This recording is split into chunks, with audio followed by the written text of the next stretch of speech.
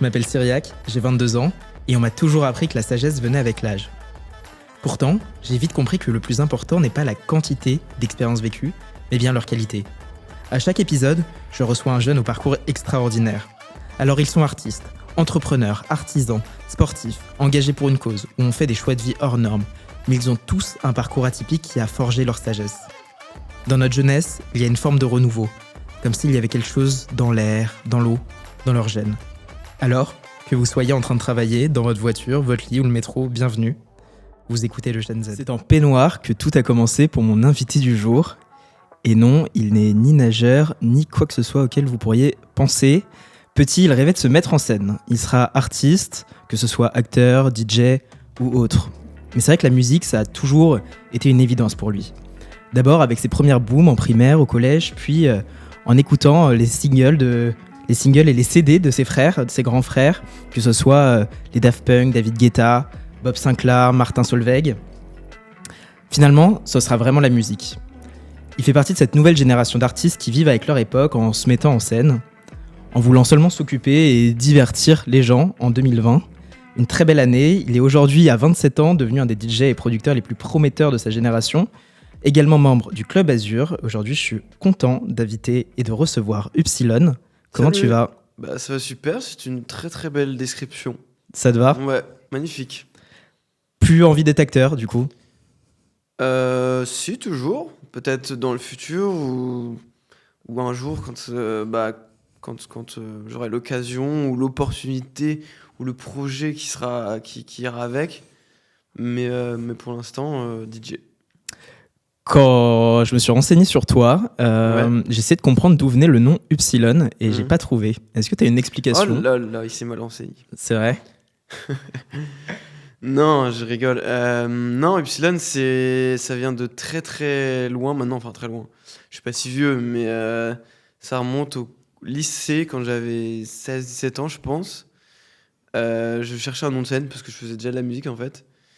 Et quand on a 16-17 ans, on se pose beaucoup de questions et on cherche un peu de tout et dans n'importe quelle occasion, dans n'importe quel livre, on cherche des idées.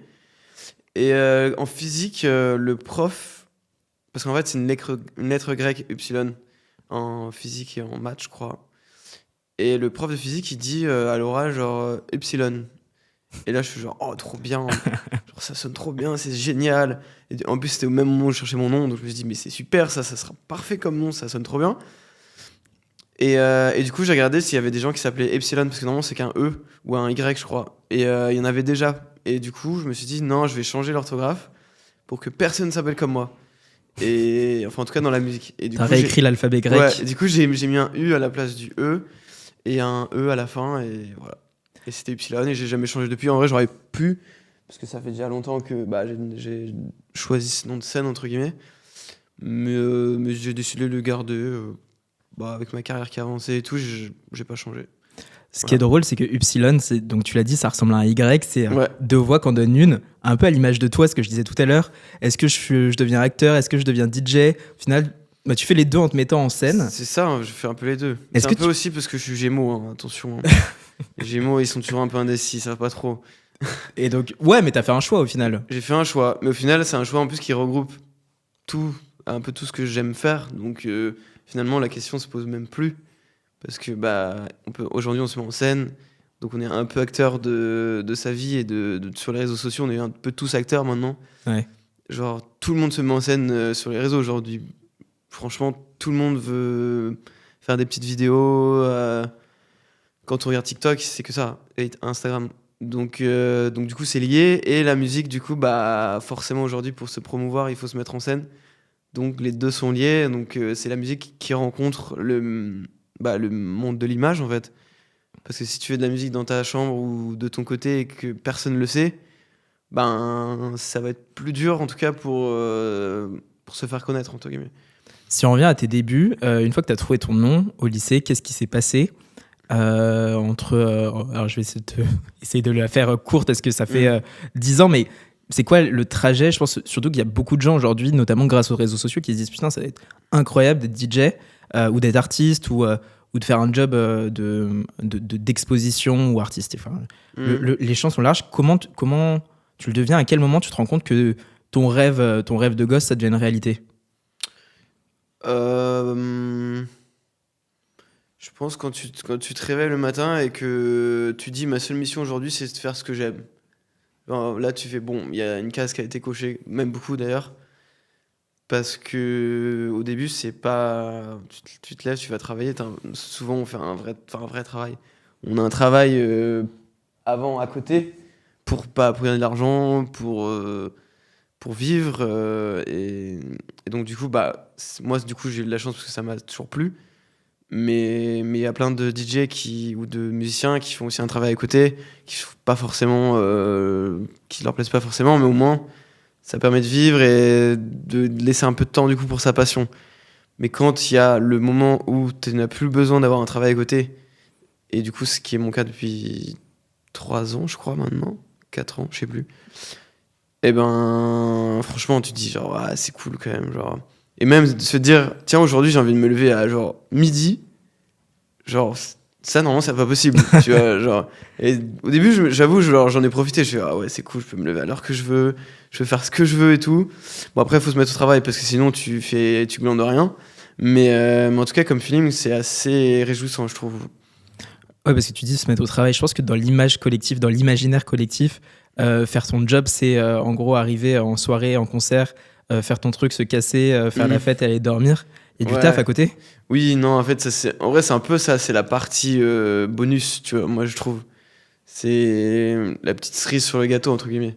Parce que derrière ça, t'as tout un cheminement et tout un travail qui en amont et en fond, qu'on voit pas forcément, en fait, qui permet d'arriver au moment où tu dis, j'arrive justement, comme tu dis, j'arrive mixer, c'est cool, c'est trop bien, les gens, ils s'amusent, et après, je rentre chez moi, tu vois. Mais en fait, derrière, il y a, je sais pas, des fois, il y a 5-10 ans de travail, et même tous les jours, un travail régulier de poster, de faire de la musique, de rencontrer des gens, de se mettre une discipline à soi-même, de créer, de chercher des nouvelles idées tout le temps, et de se remettre en question, de dire aujourd'hui, je me lève à 9h30, il faut que ce soir, genre, j'ai fini tout ce que je voulais faire, et se mettre des objectifs, tu vois. Ouais. Et en fait, c'est grâce à tout ce cheminement qu'après, du coup, on va commencer à t'appeler plus pour des événements, des sets. Et... Comme un job, en fait, un peu... Alors, j'aime pas le dire comme ça, mais un job normal. Oui, voilà. En fait, vraiment, faut se mettre une discipline comme si t'allais au travail tous les jours. Genre, vraiment, c'est ça, en fait. Si c'est entrepreneur, en fait. Ouais. C'est exactement ça. En fait, ton entrepreneur, c'est toi, ton propre boss. Donc, si toi, tu décides de rien faire, il se passe rien. Si toi, tu décides vas-y, j'y vais à fond, je bosse, je vais pas voir les résultats tout de suite, mais j'y crois, et en fait, c'est tout ce cheminement qui, au bout de 2, 3, 4, 5, 10 ans, plus, et en fait, tu vas regarder en arrière, tu vas dire, ah ouais, en fait, j'ai pas fait tout ça pour rien. J'ai bossé, c'était chiant, c'était dur, c'était long, mais ça a permis de faire quelque chose qui aujourd'hui me fait trop kiffer. Et limite, c'est genre, waouh, ça a l'air facile, mais alors en fait, c'est pas du tout facile. Mais juste si t'aimes ce que tu fais. Tu le disais, ça fait 3-4 ans que tu vis à 100% de ton job. Ouais. 3-4 ans, ça nous ramène 2020, l'année du Covid. C'est aussi une année qui a changé beaucoup de choses pour toi. À quel moment tu t'es dit que cette année qui a été un enfer pour beaucoup de personnes, toi, t'allais en tirer quelque chose? Comment ça s'est passé? En fait, c'est que du coup, pendant le Covid, tout le monde était chez soi. Moi, le premier. Et en fait, du coup, je travaillais, j'avais un travail à côté. Tu faisais quoi? J'étais dans la musique de film, donc c'était quand même de la musique, donc c'était comme un rapport. Mais c'était plus c'était pas DJ, genre, c'était pas genre ce que moi je voulais faire de base en fait. Mais c'était trop bien parce que c'était de la musique quand même. Mais c'était plus un vrai travail, tu vois. Genre, avec des horaires, j'allais travailler. Un boss. Des boss. Genre c'était comme un vrai travail. Mais à côté, du coup, je voulais être DJ et j'avais toujours ça en tête et voilà, comme ce que je disais avant en fait.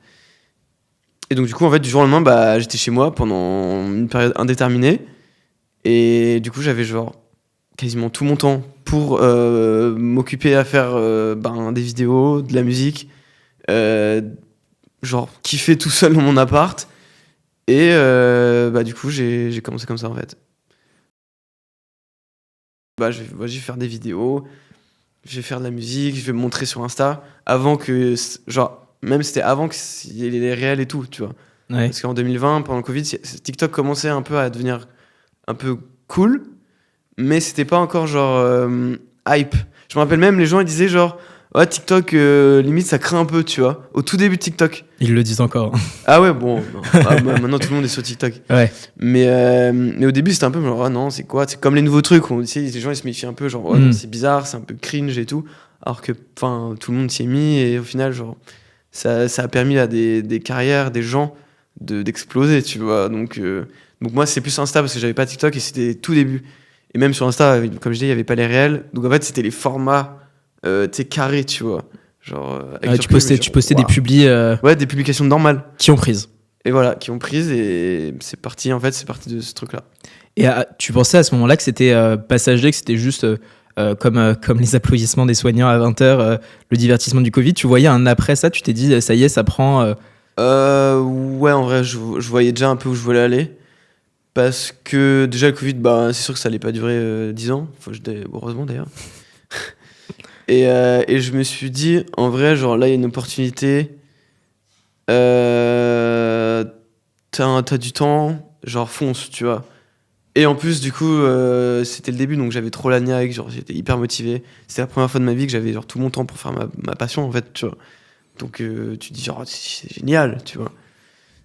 Et donc, du coup, ouais, je voyais l'après parce que après, du coup, il y a eu les lives. On a fait des lives pendant le confinement aussi. On faisait des DJ sets Club Azur dans un club, tu vois. Donc, en fait, je voyais déjà où potentiellement ça pouvait m'emmener, tu vois. Et je me suis dit, en vrai, dès que le déconfinement, mais j'ai qu'une envie, c'est qu'on fasse des vraies fêtes et d'aller rencontrer les gens avec qui j'ai échangé ou que j'ai connu ou qui m'ont connu pendant le confinement, tu vois. Donc, ouais. Tu parlais de Club Azur à l'instant. Ouais. Et quand j'en ai parlé à des potes, ça reste assez flou ce que c'est. Comment tu le décrirais facilement? C'est flou? Ouais, flou. Ok. En fait, de base, Club Azur, c'est Kungs et Victor, son meilleur pote, Victor Flash, qui ont fait un live chez Kungs pendant le confinement. Parce que, en fait, tout le monde était chez soi, donc normal, tu vois. Et ils ont fait un live où ils mixaient, ils s'amusaient entre potes, tu vois. Et du coup, ils se sont dit, tiens, si on le faisait en vrai dans un club pendant le confinement, et on mixe devant des caméras, et on invite des gens, et c'est rigolo. Et comme ça, les gens qui sont chez eux, ils peuvent aussi nous suivre, et c'est rigolo, tu vois. Et donc, en fait, ça part de là. Et du coup, après, ils m'ont proposé de venir les rejoindre donc, au club. Du coup, j'ai dit, trop bien, avec plaisir, tu vois. Donc ça, c'était 2020, il me semble. Ouais, deuxième fin confinement. 2019, je sais plus. Enfin oui, ça devait être 2020. Mais je sais que le premier live, je crois qu'ils l'ont fait fin 2019. Je sais plus. Okay. Enfin bref.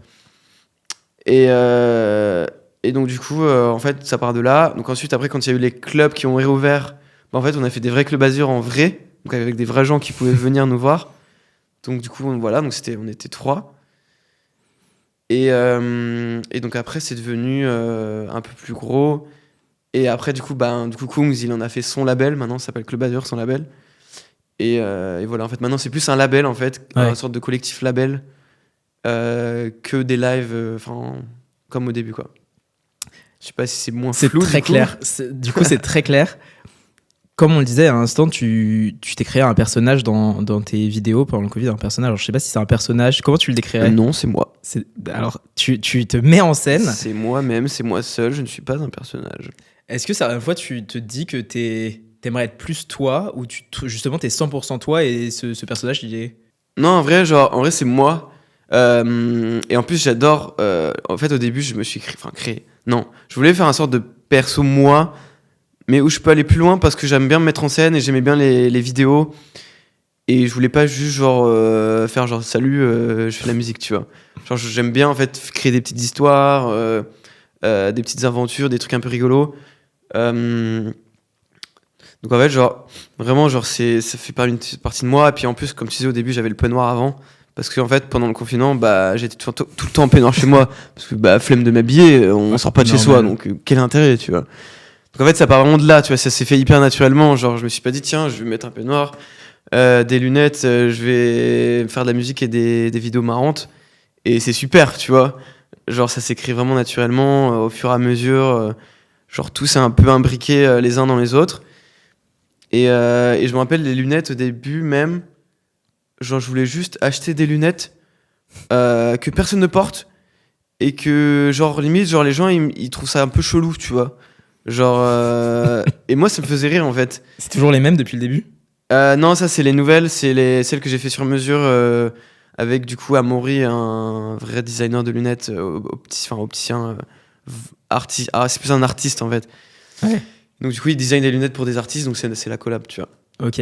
Et... Il y a que toi qui peux les avoir ou non, en fait, ça a un prix un peu plus de temps que prévu. Mais en fait, on va les mettre en vente aussi pour ceux qui les veulent. Mais c'est vraiment genre c'est des trucs français. C'est une collection genre à tirage limité, tu vois. Genre, il y en a 100.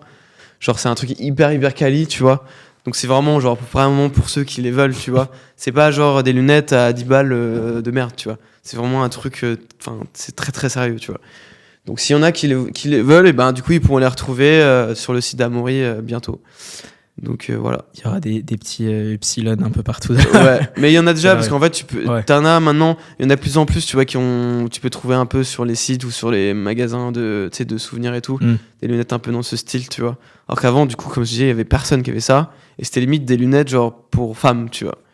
Genre et du coup, genre moi je trouve ça trop marrant que personne les ait et que voilà, ça soit unique en fait. De DJ, qui était le début où tu mixais des sons, maintenant tu sors tes propres sons. T'en as sorti un le 7 février, c'est ça? Alors c'est un peu compliqué parce qu'on enregistre avant la date où sort le truc. Non, le 16. Le 16 février. Ouais. Est-ce que tu peux... Alors 2 questions en une. La première, ça fait quoi de sortir ses propres sons et de plus... officiellement avec un label, des trucs produits avec une promo, par rapport à avant où tu le faisais de manière un peu plus artisanale? C'est comme sortir un single pour un chanteur maintenant, ce que tu fais. Et est-ce que tu peux en dire un peu plus? Comment tu crées tes sons aussi? Est-ce que tu les crées pour les autres? Est-ce que tu les crées pour toi?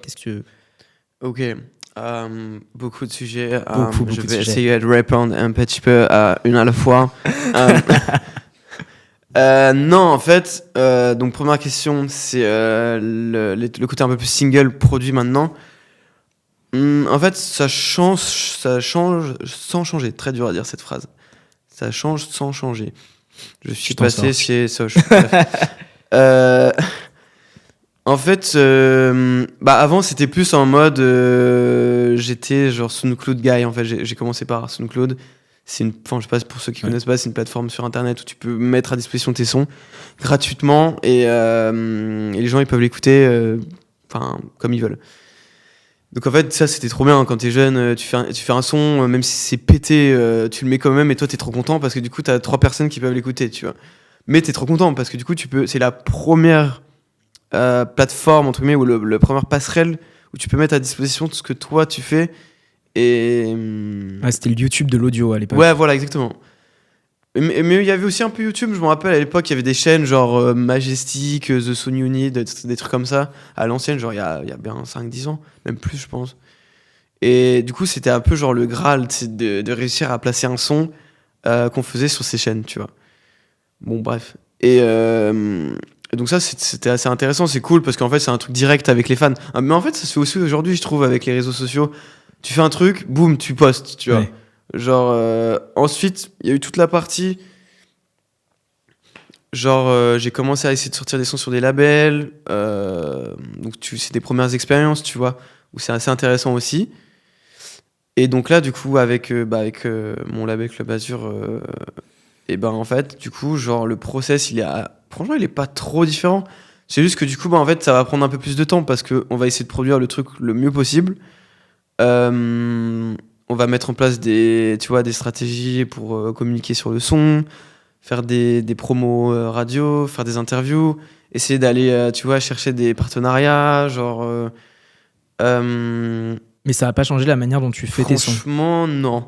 Si, maintenant j'aime bien m'entourer plus. Avant, genre, je faisais tout un peu tout seul dans ma chambre quand j'avais 19, 20, 21, Le petit tu vois. nerd. Ouais, voilà, genre, je faisais tout dans ma chambre, un peu dans mon coin. Et maintenant, genre, j'adore faire du son avec d'autres gens, partager tu vois, des points de vue différents, des expériences. Genre, faire de la musique tout seul, je trouve que, genre, c'est cool, mais ça me fait moins délirer, tu vois. Genre, alors que partager, aller à la rencontre d'autres personnes, bah en fait, tu t'ouvres, puis tu partages des trucs, tu vois. Genre, c'est sympa d'être tout seul, mais je suis pas solitaire, tu vois. Donc peut-être ça a plus changé, je trouve, de partager avec d'autres gens. Même, tu vois, genre le label, il va donner son avis. Les interlocuteurs dans le business, tu vois, enfin, les bookers, enfin, tout le monde a un peu, genre, a une vision du projet aussi, tu vois. Et quand tout ça, ça s'imbrique un peu tout ensemble, et ben, c'est là, en fait, où tu avances. Et ça fait monter un peu le truc avec une équipe, tu vois. Genre. Mais c'est ça qui a l'air cool, en tout cas, dans la manière dont tu le dis, c'est que même si un label, à la base, c'est un objectif business, on en a entendu parler beaucoup d'artistes, justement, qui se sont fait prendre dans ce truc où le label leur foutait tellement des objectifs business qu'ils n'arrivaient plus à être Ouais. des vrais artistes. Toi, t'as pas du tout ce problème, tu bosses en famille, entre potes. Ouais, c'est ça. En vrai, ce qui est cool, nous, on est un peu protégés, je pense, par rapport à ça. Et aussi, je pense que quand t'as une vision, tu vois, et quand t'as un projet, en plus, tu vois, genre, moi, je pars pas de zéro, tu vois. Genre, j'ai quand même un profil sur les réseaux. Bon, c'est pas non plus David Guetta, Mais tu ça vois. aide. Mais en fait, ça aide un peu. Tu pars pas de rien du tout. Et en fait, c'est là qui est un peu, je pense, qui est un peu risqué, c'est quand tu pars du début. Et ben en fait, c'est là où du coup, tu vas vachement écouter les autres et du coup, c'est là où ça peut être un peu dangereux parce que du coup, tu vas avoir plein d'avis différents. Donc toi, tu sais plus trop où tu veux aller. Donc du coup, en plus, t'as des mecs qui sont plus hauts que toi qui vont dire non, il faut que tu fasses comme ça pour réussir, tu vois. Donc toi, bah du coup, tu vas dire ok, vas-y, je vais faire ça, tu vois. Parce que t'es un peu naïf, t'as envie de réussir. Et t'as des mecs du business qui sont là depuis 40 ans et qui ont un label et tout, qui vont te dire non, c'est comme ça et c'est pas autrement, tu vois. Donc c'est là peut-être où ça peut être risqué pour un jeune artiste qui débute. Il va se dire au bout de 3 ans, bah en fait, c'est pas du tout ce que je voulais faire et en fait, j'ai trop écouté et je me suis trop plié à ce que j'avais pas envie. Mais après, il y en a où ça va très bien. Je pense que c'est chacun son parcours, tu vois. Genre, c'est du cas par cas, tu vois. Mais en tout cas, nous, c'est assez cool parce qu'il y a une DA quand même, Club Azur. Donc, faut quand même se plier, entre guillemets. Si tu veux sortir un son sur Club Azur, faut quand même que ça aille dans le mood, tu vois. Mais on est quand même assez libre et tu vois, en vrai, genre, ben, positivement pour nous, c'est que ce style musical, aujourd'hui, il est quand même assez cool et assez en vogue, tu vois. Donc en fait, on a quand même aussi une force vis-à-vis de ça, tu vois.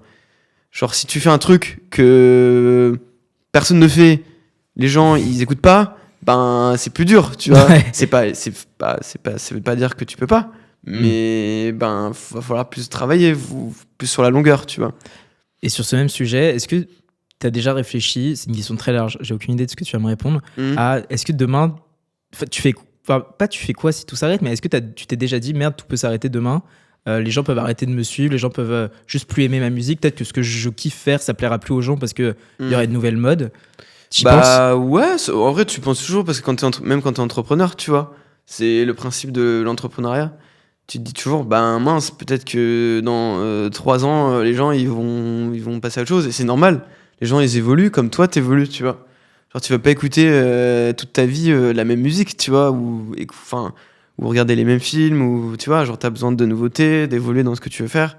Même dans ton travail, tu vois, des fois, si t'as un travail, bah t'as envie, peut-être, t'as des ambitions, donc t'as envie d'évoluer, de gravir les échelons, tu vois. Donc en fait, c'est exactement la même chose avec la musique. Donc ouais, du coup, tu l'as en tête, mais c'est ce qu'en fait, je pense, c'est ce qui te permet de garder la motivation et de dire, ok, j'avance, tu vois. Je me repose pas sur mes lauriers et et je me dis pas genre c'est bon, genre vas-y chill, là ça marche un peu, c'est trop bien, ça va durer 10 ans. Non, tu vois, genre c'est du travail tous les jours. Je te propose, avant de passer à une deuxième partie, on va parler d'un sujet qui était proche, puisque c'est le sujet de la musique au sens large. Ouais. Un petit jeu, j'ai 10 questions pour toi, tu as le droit de répondre en un mot, maximum, à chaque fois. T'es prêt? Ouais. Si t'étais un style de musique, ça serait quoi? La disco. Peignoir ou lunettes? Lunettes. Soirée appart ou soirée boîte? Appart. Dans 10 ans, tu rêves d'être un grand acteur ou un grand DJ? Dans 10 ans, j'aurai 36. Je dirais DJ. Mais acteur 5 ans après. 40 ans acteur? Ouais, je pense pas faire DJ toute ma vie. Donc à 40 ans, je pense plus m'orienter vers le cinéma, je pense plus. La musique, pour toi, ça apporte quoi aux gens? Du bonheur. Vrai ou faux, les DJ sont rarement considérés comme des artistes? Faux. Si demain tout s'arrête, tu feras quel métier? Dans le cinéma. Donc, réal ou acteur. Vrai ou faux, les réseaux sociaux ont changé ta vie? Vrai.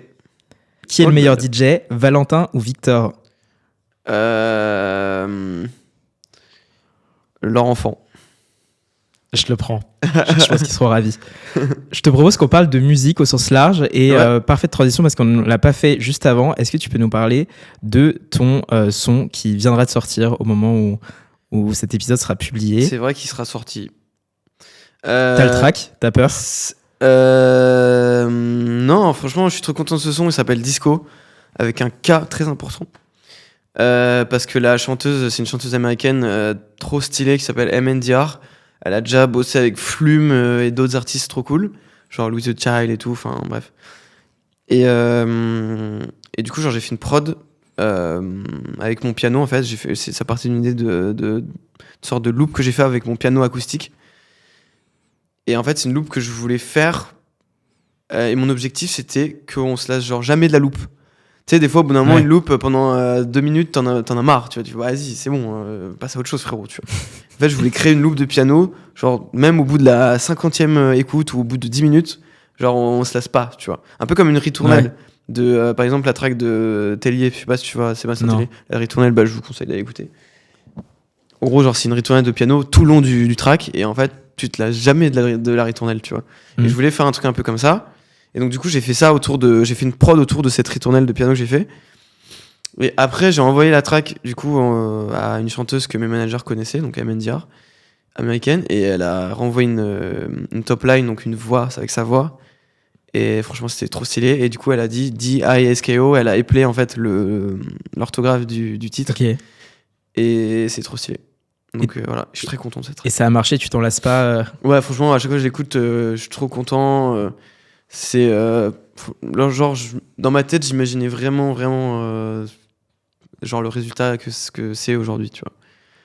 C'est Donc ouf. voilà. Il y a quelques siècles, Victor Hugo disait « La musique, c'est du bruit qui pense ».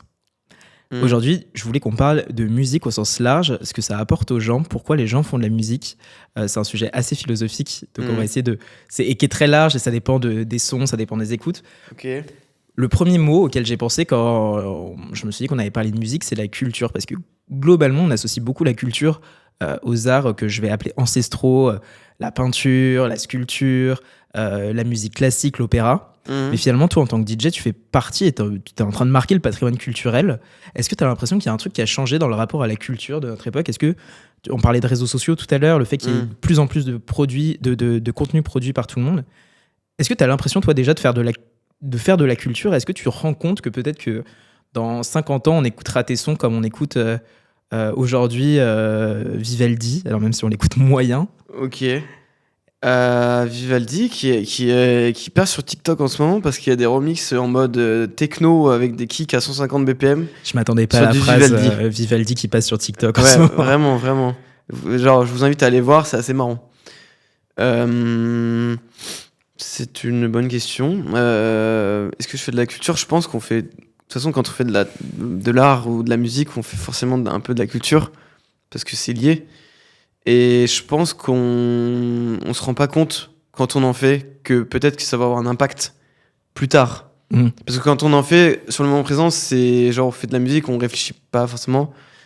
Et on fait genre, oh, bah, c'est cool, on fait de la musique, on est dans un entourage qui font de la musique, tout le monde est trop sympa, on s'amuse bien, c'est cool. Et je pense qu'à l'époque, c'était pareil, genre il y a 40 ans, il y a 50 ans, les gens ils disaient pas genre, ah ouais, on fait ça pour que dans 50 ans ça devienne culte. Ouais. Ils disaient juste, on fait de la musique, on se fait kiffer, c'est cool, on fait des morceaux sympas et c'est super, tu vois.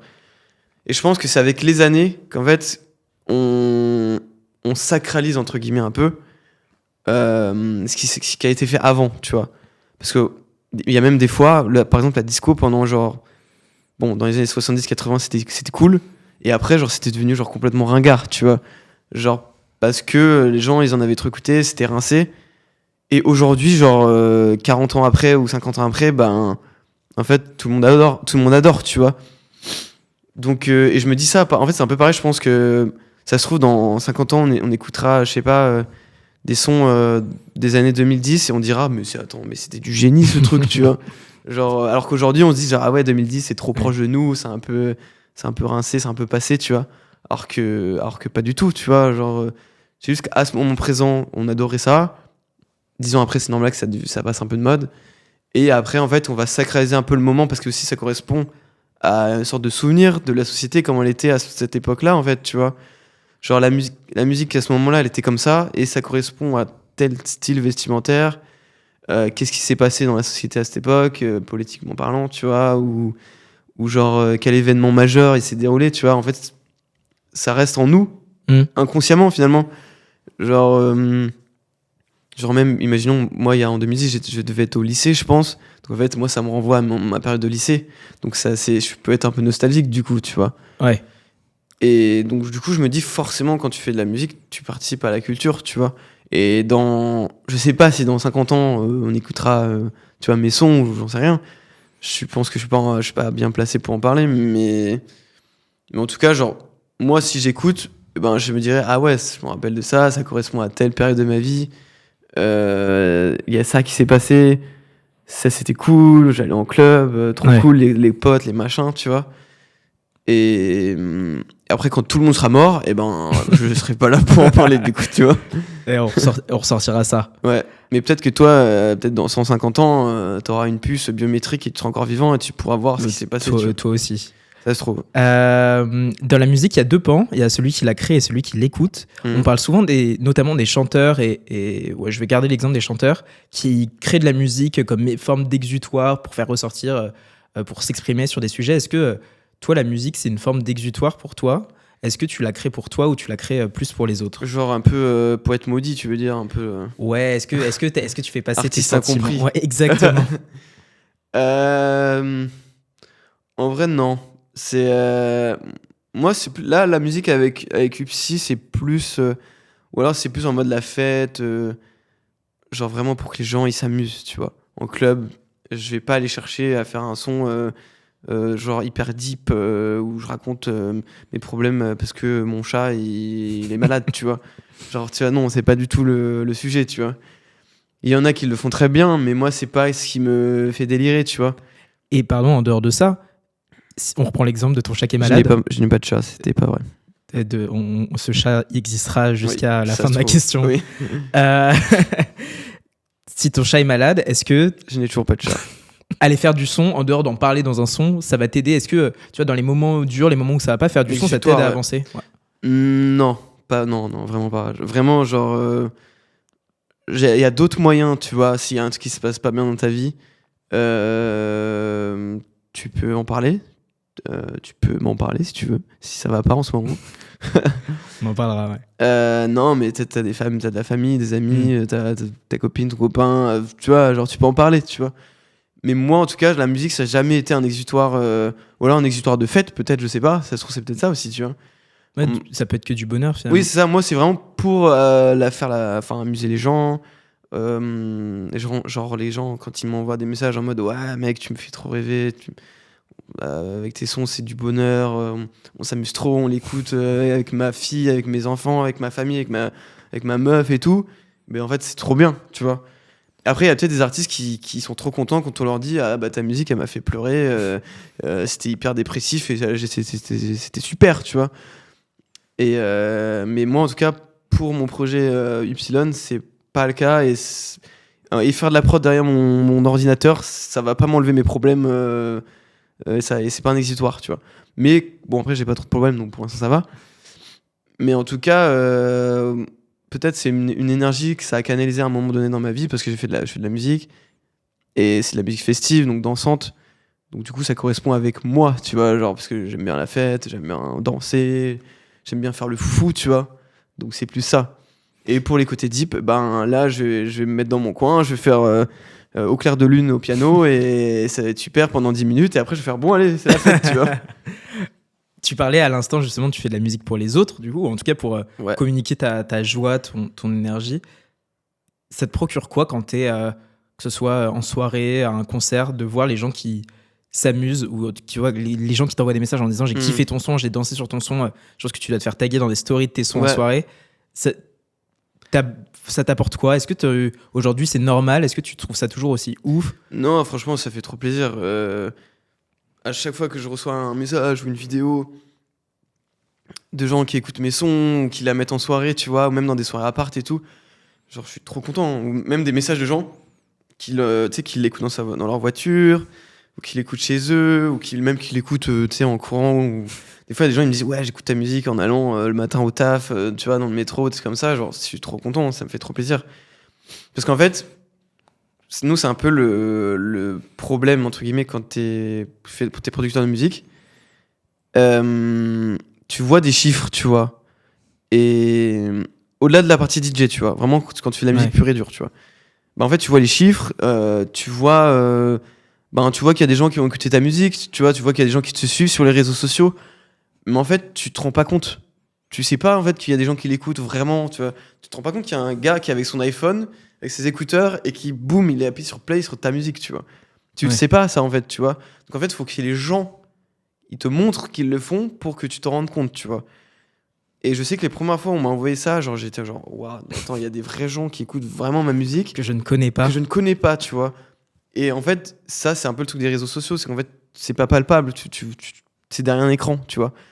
Et après, quand je me suis vraiment rendu compte, quand il y a des gens qui m'ont envoyé ça, je suis allé voir les gens quand j'ai fait des DJ sets, des scènes, ou que c'est eux qui viennent me voir, et qui me disent ça, en fait, ça fait trop plaisir. Et en fait, c'est une infime partie des gens, parce que la plupart des gens, c'est la majorité silencieuse, entre guillemets. Ils écoutent, ils vont te voir, mais en fait, ils disent pas forcément, tu vois. Genre, ils te disent pas, genre, coucou, j'ai écouté ton son, tu vois. Ils écoutent, mais ils vont pas forcément te le dire, tu vois. Et donc, des fois, en fait, ça fait du bien, tu vois, de dire, ah, bah, ok, cool, il y a des vrais gens qui écoutent vraiment ma musique.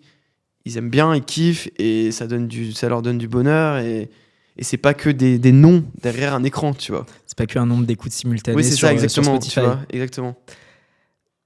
Peut-être, j'ai une dernière question pour toi. Si alors je me projette toujours dans le futur, mais t'aimerais ressembler à qui, que ce soit un DJ ou pas forcément? Est-ce qu'il y a un mec où tu te dis, ça c'est mon alter ego de moi dans 10, 20 ans, mais il peut être mort, il peut... En vrai, et en plus, genre, j'adore son univers et ça correspond à fond à ce que genre, moi je kiffe faire, tu vois. C'est Quentin Dupieux. Ok. Genre vraiment, je sais pas si tu vois qui c'est. Pas du tout. Mister Oiseau, Quentin Dupieux. Ok. De base, c'est un DJ, mais il a toujours genre, fait des films à côté aussi en même temps. Et là, il est vraiment en train limite de faire que ça, tu vois, il fait que des films. Genre là, il a sorti Dali, je sais pas si tu vois. Yannick, c'est lui qui l'a fait aussi avec Raphaël Quénard. Enfin bref. Okay. Donc là, vraiment, il est dans la partie réelle et c'est genre loufoque, what the fuck, mais genre j'adore, tu vois, c'est exactement l'univers que... Enfin en tout cas, genre, c'est un exemple, tu vois. Pour terminer cette émission, je te propose de compléter mes phrases. Ouais. Salut, je m'appelle... Henri. Non, Upsilon. Je savais qu'elle allait être dure à faire jusqu'au bout. Je vais 30 chèvres aujourd'hui, c'est ça mon objectif. Aujourd'hui, j'étais l'invité dans l'émission de Syriac et c'était... Super. On a parlé de... musique. Et de... chat. Si tu avais un message à transmettre à un jeune qui nous regarde ou nous écoute. Là, je dois répondre avec une phrase. Ouais. Ok, tu veux que je fasse une phrase construite? Ou pas. Avec un verbe, un complément, tout ça. Essaye. Ok. Je dirais, il faut travailler, ne pas baisser les bras, être focus, ambitieux, pas prétentieux, et garder son objectif en tête et être un peu résilient aussi. Voilà. T'as réussi à faire une belle phrase. Ouais, j'ai dit beaucoup d'adjectifs. Je pense que je la garderai. Adjectifs. Je vais faire un réel de cette phrase. Ouais. Dans une prochaine émission, t'aimerais voir qui? Pour parler de quoi?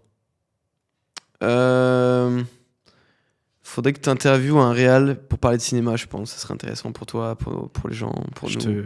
Je lui donnerai ton nom pour un film. Pour moi, pour toi. Pour la personne qui est à ma gauche. Qu'on ne citera pas. Pour le réal en haut. Le monteur là-bas aussi, il était sympa. Et enfin, après cet enregistrement, je vais rentrer chez moi et je vais faire de la musique. Parce que j'adore la musique. Merci beaucoup, Upsilon. C'est super la vie. C'est top. D'avoir passé 40 minutes avec nous. Avec grand plaisir. Aujourd'hui. Merci à toi, Cyriac. À très vite. Tire à loin, mon gars. Change rien. Stay focused, bro.